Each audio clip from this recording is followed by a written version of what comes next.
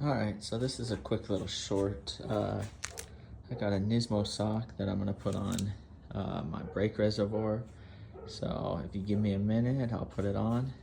Just something to add to the engine bay and kind of spice it up.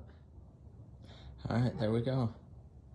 You know, a subtle little upgrade, but still looks pretty good. I wish I could have found one in the old logo Nismo, but you know, the new logo still looks good.